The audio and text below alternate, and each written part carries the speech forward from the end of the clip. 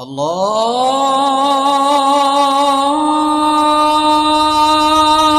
আকবার আল্লাহু আকবার।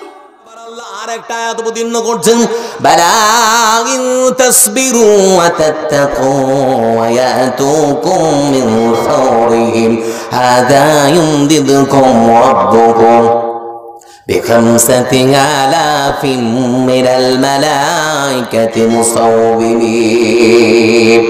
আল্লাহ রাব্বুল আলামিন তিনি বললেন, বালা অবশ্যই অবশ্যই তোমরা যদি আমার দিনকে পৃথিবীর বুকে প্রতিষ্ঠার জন্যই যদি বদরের প্রান্তরে নেমে থাকো, সত্যি যদি আমার উপরে তোমাদের ভরসা থাকে, তাহলে পরে আমি আল্লাহ রাব্বুল আলামিন তোমাদেরকে বলছি বদরের প্রান্তরে আমি আল্লাহ তোমাদেরকে 1000 দিয়ে নয়, আমি আল্লাহ তোমাদেরকে বদরের প্রান্তরে 3000 দিয়ে নয়, আমি আল্লাহ রাব্বুল আলামিন বদরের প্রান্তরে তোমাদেরকে 5000 ফেরেশতা পাঠিয়ে সাহায্য করব। বন্ধু সেই দিন তো সাহায্য এসেছে, বিজয়ী হলো, মুসলমানেরা জয়ী হয়েছে। একজন সাহাবী এসে বলছে, আল্লাহ রাসূল আমি একটা আজব দৃশ্য দেখলাম। বলে কি দেখেছো? বলে আল্লাহ রাসূল আমি তরবারিটা উঁচিয়ে ধরেছি এরকম করে, একজন মুশরিক আমার সামনে পড়েছে, আমার তরবারি দেখে সে দৌড় দিয়েছে, আমিও তাকে পেছু ধাওয়া করেছি, ও দৌড়চ্ছে আমিও দৌড়চ্ছি, আমি তরবারি তাকে মারতে যাব, এমন সময় লক্ষ্য করে দেখলাম তার শরীর থেকে মাথা আলাদা হয়ে মাটিতে ছুটে পড়েছে। আমি মনে মনে চিন্তা করলাম, আমি তো মারিনি, তাহলে মারলোকে, আমি তো মারিনি, তাহলে পরে মারলোকে। বিশ্বনবী সাল্লাল্লাহু আলাইহি ওয়াসাল্লাম তিনি বললেন, বন্ধুরে যে আল্লাহ ওয়াদা করেছিলেন ঈমানদার হলে পরে আল্লাহ সাহায্য বাড়াবে, সেই মহান সত্য আল্লাহ রাব্বুল আলামিন ওয়াদা পূরণ করেছেন। আকাশ থেকে ফেরেশতা পাঠিয়ে যে ফেরেশতারা বদর নামক প্রান্তরে এসেছিল, সেই ফেরেশতাদের তরবারি যে হাতে ছিল, তোমার তরবারি চলার আগে তারা তাদের তরবারি দিয়ে সব কাজের ফয়সালা করে দিয়েছে। আচ্ছা আপনারা বলুন, লাইনে যদি চলি আজকেও সাহায্য আসবে না আসবে না? জোরে বলেন। আসবে। আসছে না তার মানে জানতে হবে আমরা লাইন ছেড়ে বেলাইন হয়ে গিয়েছি, লাইন ছেড়ে বেলাইন হয়ে গিয়েছি। আমরা হচ্ছে সুবিধাবাদী, বিপদ যদি আসে তাহলে আল্লাহকে স্মরণ করি, বিপদ যদি না আসে, বিপদ থেকে যদি উদ্ধার হয়ে যায় তাহলে পরে যে কার সে আর কিচ্ছু নেই। তো বন্ধু আমাদের ব্যাপারটা হচ্ছে সেরকম, মানে এক রাখাল মাঠে গিয়েছে গরু চড়াতে, বিশাল বড় মাঠ, অনেকটা গরু চড়াচ্ছে, দায়িত্ব নিয়ে বসে আছে। মালিক কিন্তু 10টা 11টা বেজে গেছে, তবুও খাবার নিয়ে যাচ্ছে না। মনে মনে চিন্তা করছে আজকে মনে হয় মালিক আর আসবে না, ভুলে গেছে।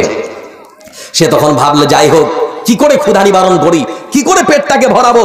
ও এদিক ওদিক তাকিয়ে দেখছে যে কিছু দূরে একটা তাল গাছ, গিয়ে তাল গাছে উঠে পড়েছে। ইচ্ছা মতো তাল খাওয়ার পরে এবার নামবে তো দিয়ে দেখছে ওরে সর্বনাশ, 50 ফিটের তাল গাছ। নিচের দিকে তাকিয়ে দেখছে তো মনে হচ্ছে 100 ফিট হয়ে গেছে, এবার নামতে হবে।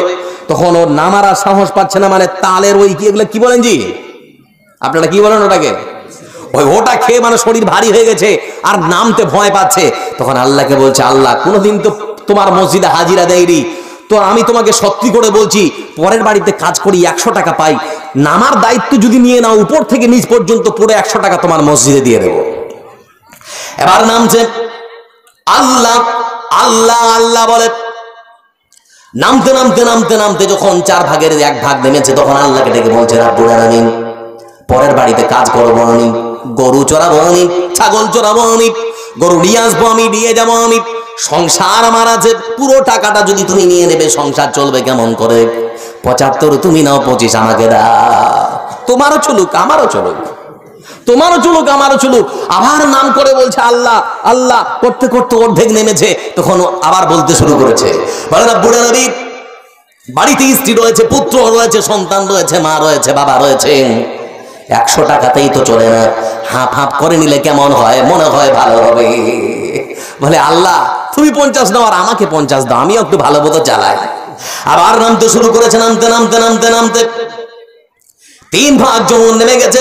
তখন আল্লাহকে ডেকে বলছে, রাব্বুল আলামিন পরের বাড়িতে কাজ করবা আমি, রোদ বৃষ্টি ঝড় সবকিছু দায়িত্ব আমাকে সামলাতে হবে, তুমি 50 কেন নেবে? যদি নিয়ে নাও 50 তাহলে পরে ভাগটা বেইনসাফ হয়ে যাবে, তুমি 25 নাও আর আমাকে 75 দাও।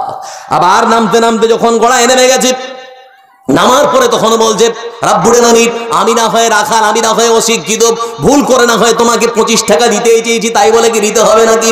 কান ধরে তখন বলছে, রাব্বুল আলামিন কোনোদিন আর তাল গাছে তাল খেতে উঠবো না, 25 টাকা তো দূরের কথা, 25 পয়সাও তোমাকে দেবো না। আমরা হচ্ছি ঠিক সেরকম জি, যদি বিপদ আসে তখন আল্লাহকে স্মরণ করে। আচ্ছা দেখুন, আপনারা মনে করেন যখন আপনাদের জ্বর সর্দি কাশি হয় বা আর কোনো অসুস্থ হন আপনি, অসুখ যখন হয় তখন আল্লাহকে বলে স্মরণ হয় না জোরে বলেন? তখন মনে হয় যে মনে হয় আর বাঁচবো না, মরে যাব, তখন আল্লাহকে বলে স্মরণ করি। একটা মানুষের যদি ক্যান্সার হয় আবার আর কোনো বড় রোগ হয়, তখনও মসজিদে দেখবেন ঠিক চলে যাচ্ছে, যেই অসুখ শেষ হাজিরাও শেষ। মানে মনে হচ্ছে নামাজ পড়ে আল্লাহকে উদ্ধার করে দিলাম।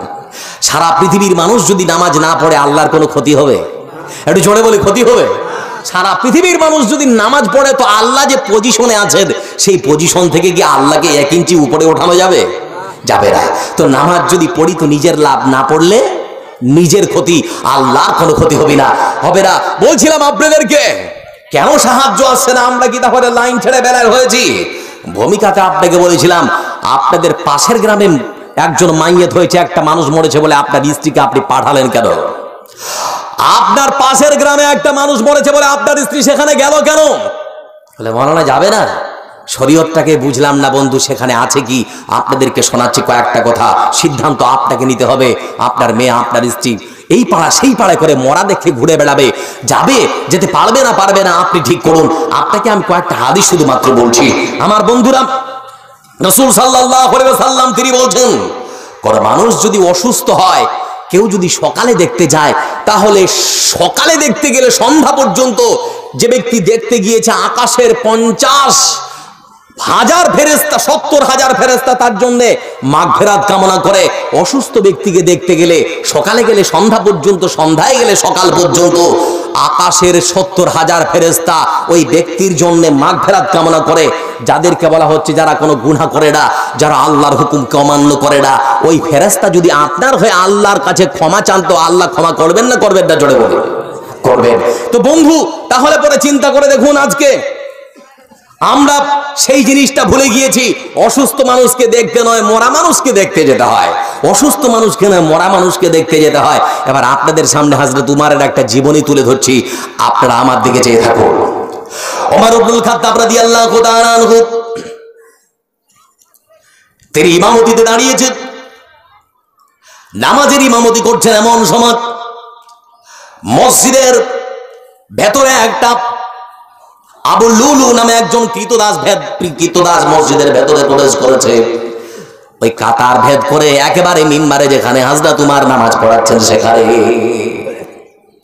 হাতে ছিল ছুরি, হাতে ছিল চাকু দিয়ে হযরত উমর রাদিয়াল্লাহু তাআলা আনহুর পেটটাকে যেদিকে পেরেছেন সেদিকে ছুরি টেনে দিয়েছেন। হযরত উমর রাদিয়াল্লাহু তাআলা আনহু সেখানে বসে পড়লেন। আবু লুলু তিনি এবার নিজের জীবন বাঁচাবার জন্য যখন মসজিদ থেকে বের হচ্ছেন, সাহাবারা ধরে ফেলেছে। নিজের জীবন বাঁচাতে গিয়ে যাকে পেরেছেন তাকে ছুরি মারার পরে নিজের পেটে নিজে ছুরি দিয়ে আত্মহত্যা করে ফেললেন। আবার বন্ধুরা, এবার উমর ইবনুল খাত্তাব রাদিয়াল্লাহু তাআলা আনহু সেখানে বসে পড়েছেন।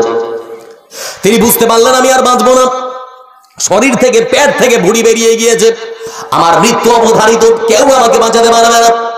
কারণ এই রোগের ঠিক সেই সময় কোনো ওষুধ বের হয়নি, পেট সেলাই করার সেই দিন কোনো যন্ত্রপাতিও ছিল না। বন্ধু ওমর রাদিয়াল্লাহু তাআলা আনহু তিনি বুঝতে পারলেন আমার মৃত্যু আর মনে হয় কয়েকটা ঘন্টা, কয়েকটা সময়ের অপেক্ষা। তিনি মনে মনে চিন্তা করলেন দুনিয়ায় আর থাকা হবে না। মা আয়েশা রাদিয়াল্লাহু তাআলা আনহা তিনি ঘরে বসে আছেন।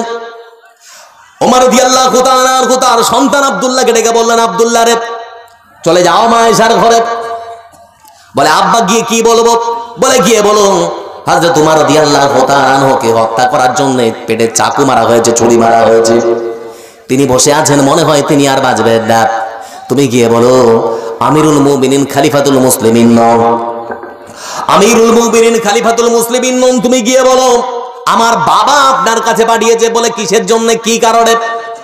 ওমর রাদিয়াল্লাহু তাআলা আনহু তখন বলছেন, বেটারে তুমি গিয়ে বলো মা আয়েশা রাদিয়াল্লাহু তাআলা আনহা মৃত্যুর পরে যে জায়গাটা স্বামীর কাছে রেখেছেন সেই জায়গাটা আমার বাবা আপনার কাছে চেয়েছে।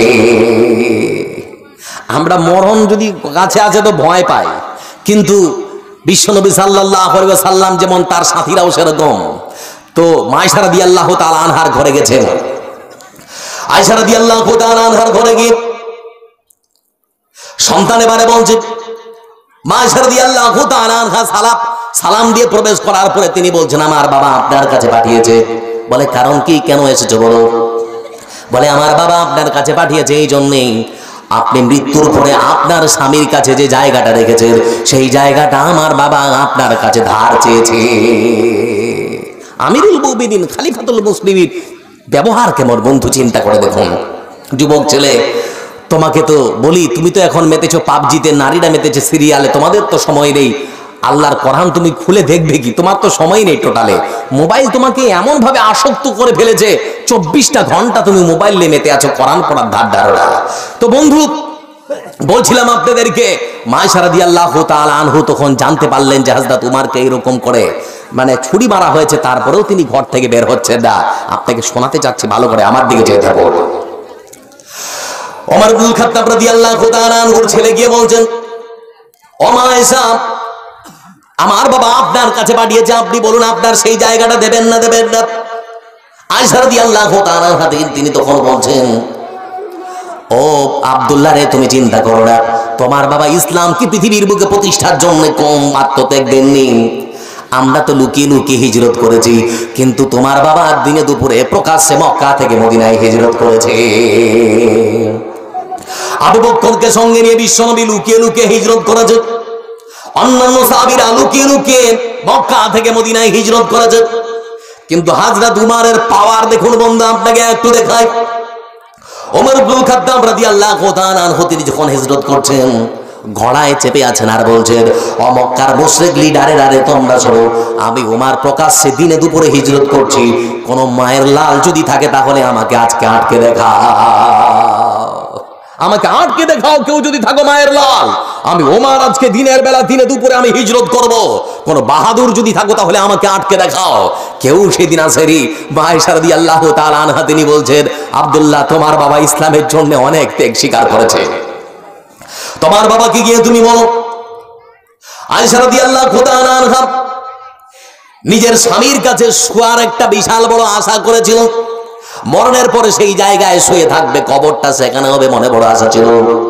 কিন্তু তোমার বাবা যখন আমার কাছে পাঠিয়েছে সেই জায়গাটার জন্য, তোমার বাবাকে গিয়ে বলো আয়েশা, কোনো প্রশ্ন ছাড়াই সেই জায়গা তোমার বাবাকে দিয়ে দিল, গিয়ে বলো তোমার বাবাকে দিয়ে দিয়েছি। তিনি চলে আসলেন, আসার পরে বাবাকে বলছিল, আমার আব্বাজান, সেই জায়গাটা আপনাকে দিয়ে দেওয়া হয়েছে। কিছুক্ষণ পরে, কয়েক ঘন্টা পরে কিংবা কিছুক্ষণ পরে তিনি ইন্তেকাল করলেন। আবার বন্ধুরা, তিনি মারা গেলেন। আয়েশা রাদিয়াল্লাহু তাআলা আনহা তিনি শুনতে পেলেন, তারপরে ঘর থেকে তিনি বের হচ্ছেন না। ঘরের ভেতরে ঢুকে ঢুকে তিনি কান্না করছেন, ঘরের ভেতরে প্রবেশ করেই তিনি কান্না করছেন, ঘর থেকে বের হচ্ছেন না। আমার বন্ধুরা, আয়েশা কে এবার আমি আপনাকে শোনাতে চাই। আয়েশা হচ্ছেন সব থেকে পৃথিবীর বুদ্ধিমতী মহিলা, আয়েশা হচ্ছেন সব থেকে পৃথিবীর বিচক্ষণ মহিলা। আয়েশা রাদিয়াল্লাহু তাআলা আনহা তিনি হচ্ছেন সব থেকে নারীদের মধ্য থেকে হাদিস বেশি বর্ণনাকারী একজন মহিলা। এত বড় বুদ্ধি আর বিচক্ষণ মহিলা যদি আমিরুল মুমিনিন খলিফাতুল মুসলিমিনের মতো মানুষকে ঘরে বসে কাঁদতে পারে, দেখতে না আসতে পারে, তাহলে আপনার মেয়ে এই গাঁও, আপনার স্ত্রী এই গ্রাম, সেই গ্রাম করে মরা কি করে দেখে বেড়াতে পারে? আজকে ওদের জ্বালাতে ছেলেদের ঢোকার বড় দায় গো। আপনার যদি রিস্তা হয় বাবা, খালু, মামু, তাহলে যান না। আপনার গ্রামের কেউ নয়, ও যাচ্ছে বলে আমাকে যেতে হবে কেন? কে বলেছে ওটা শরীয়ত নাকি? দেখতে যেতেই হবে, না হলে গুনাহ হবে। বন্ধু, আপনাদেরকে এবার বলি, যুবক ছেলে, তোমাকে বলেছিলাম হাতে যদি অষ্টাধাতুর আংটি থাকে তাহলে খুলতে হবে। বলে মৌলানা, খুলবো কেন? আমি তো অষ্টাধাতুর আংটি বড় আশা করে নিয়েছি। আমার বাড়িতে আমাদের স্বামী স্ত্রীর মধ্যে ঝগড়া, আমাকে যে আংটি দিয়েছে সে বলেছে এই আংটি পরলে আর স্বামী স্ত্রীতে ঝগড়া হবে না। পাগলা বড় আশা করে বিয়ে করেছে, অনেক টাকা খরচ করে বিয়ে করলো, কিন্তু স্ত্রীর ভালোবাসা পায় না। বন্ধু, কোটি টাকা যদি ইনকাম করে স্ত্রীর ভালোবাসা যদি না পান তো নিজেকে ভিখারি মনে হয়। কথা ঠিক বলছি না ভুল বলছি?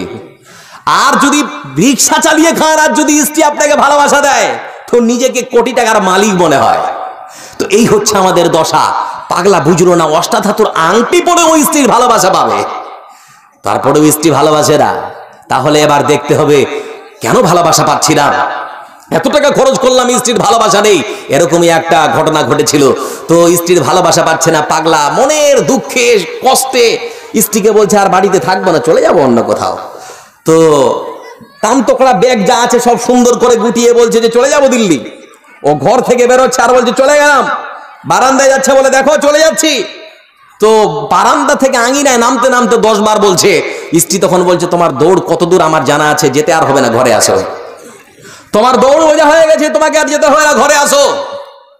তো বন্ধু, স্ত্রীর ভালোবাসা পাচ্ছে না, মনের দুঃখে কষ্টে তখন ওই ঠান্ডার সময়, এখন ঠান্ডার সময়, ওই ঘরের পেছন দিক থেকে জানলার পাশে, যে ঘরে ওরা থাকে সেই ঘরে জানলার পাশে আগুন তাপাচ্ছে পাগলা।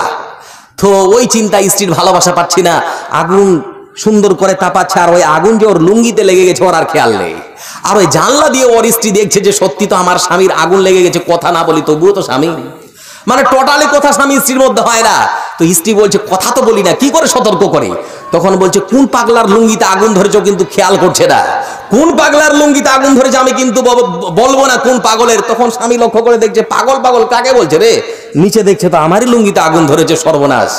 তবুও দেখুন বন্ধু, স্বামী স্ত্রীর মধ্যে ভালোবাসা কি যে মিল মোহাব্বত আল্লাহ রাব্বুল আলামিন করে দিয়েছেন, কিন্তু আজকে সমাজে স্বামী স্ত্রীর মধ্যে ভালোবাসা নেই। কারণ আমাদের বাড়িতে ঠিক মতো বাড়ির যে পরিবেশ যেভাবে তৈরি করতে হয়, সেই পরিবেশ আমাদের কোরআন হাদিস মতো আমাদের পরিবেশ তৈরি করা হচ্ছে না।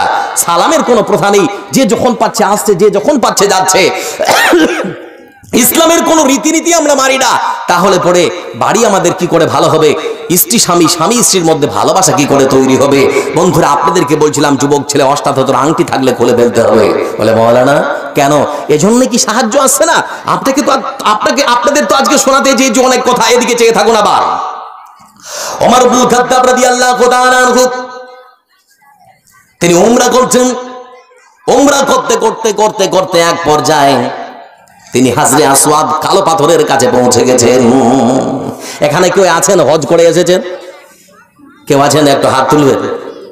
হাজরে আসওয়াদ মানে জান্নাতি পাথর, একটু কথা হালকা, জান্নাতি পাথর। ওটা জান্নাত থেকে এসেছে, পৃথিবীর বুকে হাজিরা ওকে চুম্বন করে থাকে। তো বন্ধু, আপনাকে বলতে চাচ্ছে কি, জান্নাতি পাথর জান্নাত থেকে এসেছে। হযরত উমর উমরা করতে করতে পাথরের কাছে গিয়ে তখন কি বলছেন জানেন?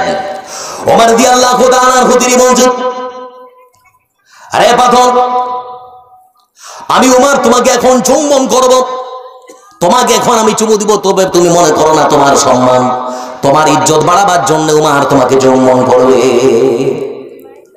তোমাকে আমি তাহলে চুম্বন করব কেন? আমি লক্ষ্য করে দেখেছি আমার বিশ্বনবী, বিশ্বনেতা তোমাকে চুম্বন করেছে, চুমু দিয়েছে বলে আমি উমর তোমাকে রাসূলের সুন্নত আদায় করার জন্য চুম্বন দেব, তোমার সম্মান, তোমার ইজ্জত বাড়াবার জন্য চুমু দেব না। তিনি বারবার করে বলছেন, পাথর না, তুমি তো একটা পাথর, তোমার মানুষের কোনো উপকার কিংবা ক্ষতি করার ক্ষমতা নেই। জান্নাতি পাথর জান্নাত থেকে পৃথিবীর বুকে এসেছে, সেই পাথর যদি মানুষের উপকার কিংবা ক্ষতি না করতে পারে, কোন পাগল আপনাকে আমতলায়, জামতলায়, গাছতলায় বসে অষ্টাধাতুর আংটি দিয়েছে? সেই আংটি তাহলে পরে আপনার ভাগ্য কেমন করে বদলাতে পারে?